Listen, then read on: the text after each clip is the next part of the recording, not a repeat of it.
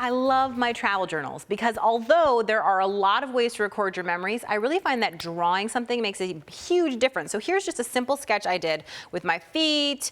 You can draw, you know, your phone, a porch, a cup of coffee. You can do doodling. You can, you know, draw what you're eating on the plane. You can do what you're reading. Here is a sketch from, you know, New York City, or just little people and stuff like that with some pretty lettering. Here, I often, while I'm waiting at the airport, will sketch out people. Here's a sketch in a different orientation, so you can see there I am drawing a person who I was looking at the back of. You can draw roller coasters, you can draw statues. I sometimes have things upside down, and that's totally fine, you know, and sometimes it's completely colored in, and sometimes it's not, but I'm just having fun doing practicing. Here's a great example of just I'm waiting to have lunch, and I'm just drawing the things that I see right on my table. So let me show you how easy this is. I know you're going to be intimidated and think that you can't draw, because I actually happen to believe that I can't draw, but I've really learned that it's practice. So we're going to start with some watercolors, and I'm just going to go ahead with some water and spray my watercolors with water so they're nice and juicy. Now, as fun as it is to use the any kind of brush, I do find that a water brush is great because you can just squeeze a little bit of water out on there and really wet things up. Now, it's not hard to draw, so I have this great ring that I picked up on a trip, and what I'm gonna do is I'm just gonna think about what does it look like. Well, it looks like a sort of shape here and another shape here and a blob there and a sort of big shape here. So far, we all agree that we could do something like this, right? So one of the things you can do if you want to get a better look at an object is you can just take a piece of foam and press it right in, and that'll give you a more clear angle on what's happening. So since I've already started this one, I'm gonna go ahead and mix up the color that I want. I'm gonna try to get this silver. So I love mixing my own colors. I'm gonna take a little bit of brown, put it onto my mixing palette, maybe with a little bit of sort of black color, add some more brown. You just keep playing around with it until it's the exact color that you want. And just trying it out on my paper towel, I think this is right. So now, even though this green is wet, and even though I've changed the position, drawing is not hard. We're just gonna play around here. And if it's too dark, go ahead and squeeze some water out onto your paper towel, because this is the wonderful forgiving thing about watercolor. It's just gonna pull away and make that a little bit lighter. And then if you wanna do, let's say, like the little detailed dots around here, remember, this is not a photo. It doesn't have to be exact. You're just trying to get a little bit of a replica. So I'm gonna add maybe some little just like pull away dots here. And I notice, of course, that there are 2 lines of them. But the good news when you're drawing is that nobody is ever looking at the original source that you drew from, only you know. And it's just supposed to capture the feeling of it. It's not supposed to be realistic. That's what we have photos for. So now I'm gonna go ahead and I'm gonna paint in some of the details. Again, wet into wet. So I might take a slightly more concentrated bit of that brown and black color that we mixed up and draw maybe some of these lovely curly cues and stuff like that in there, and they're gonna bleed out and blend all over, but that's exactly what I want. If you didn't want it to bleed or blend, then you would just go ahead and you would wait for the watercolor to dry. And I can do the same thing with the green. You can see that there are lots of different colors of green in this box. So I'm going to choose a slightly darker green. I could, of course, mix up my own custom green if I wanted.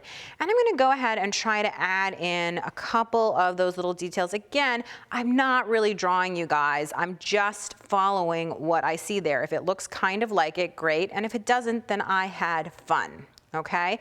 So once that's all drawn in, you'll see that I painted in the background as well, and that's what you have here, just a nice colored background, my basic shape. So now I want to take a permanent black pen, and I just want to add in some of the details. And you'll notice that I've chosen a tip width that's maybe a little bit on the small side so that I can really get some of that detail. And this is my opportunity to really define like the little bindi in the center of the Buddha's head a little more, maybe some of the eyebrows, really get the eye shape and the little wrinkles and stuff that I can see. It's just an opportunity to define things that may have gotten a little bit messy in the watercolor, but then you've got all this beautiful soft color behind it, so it's a wonderful layered look. So I love it. Now I'm just following along with what I already have here, referring back occasionally to the ring to make sure that I get that as well. But you can see how quickly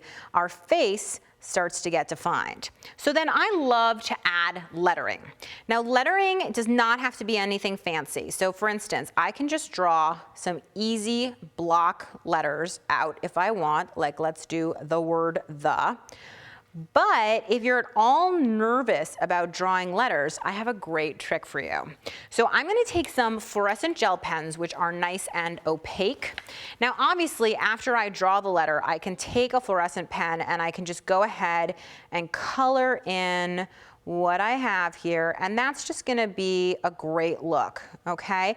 But what if I'm nervous about drawing the letter in the first place? Well, here's my tip for you. Let's write the word story with the gel pen, okay? Just like that. You don't have to block it out or anything fancy. And again, this is my messy, normal, regular handwriting. And then I'm gonna take my black pen and I'm going to outline it. Can you see how easy that is? And so now I already have the shape there. I don't have to think too hard about it, which I love, because not thinking is the key to creating awesome stuff. I think sometimes we get frozen when we're making something because we're so worried about making a mistake. And if you make it so that either you don't care about mistakes or it's hard to make a mistake, then I think you're in really good shape. So you can see that once you've traced that, it's super easy to go back in and color it up. And you can do the same thing, of course, with any of the doodles. If you look at my finished page, which I'll bring right over here, you can see I did lots of doodles in the background. And again, these are not shapes that are difficult to do. If you want to do these dash lines, it's literally just a little rectangle, okay? Adding rectangles. The triangles are interesting because there are so many of them. It's just like flower arranging. If you want to have a really interesting arrangement, grab 30 roses and suddenly it's fascinating and you didn't even have to do anything. But you know, the thing that really makes the lettering pop on here is the shadow. And I have this little chart that I've drawn for you so that you understand that shadows can only be on two perpendicular sides, okay? They can never be parallel. They have to always be perpendicular. So what I mean by that is you can have a shadow that is on the right side of something and under, that's perpendicular. You can have something that's on the right side and over, again, perpendicular. You can have something that is on the left side and under, perpendicular, or you can have something that's on the left side and over, okay? Super easy to understand. So let's apply it to our lettering. Again, I like to use the opaque gel pens because I think that they really give it some pop. So we're gonna give our letters a shadow on the right side and under. So here you can see, this is the right side of the T. This is the right side of the T. This is the underneath of the T. This is the underneath of the T. The right side of the H and under and right. And this is right, okay? We're gonna do right and under, right and under, right and under, and there are a couple more rights in there. But can you see how that the now seems to pop right off that page? It's a really fun and easy idea, okay? So if you look back at some of my finished pieces here, you can easily see how I've added a shadow to my lettering to really make it pop off the page. So wherever creative inspiration strikes, be ready.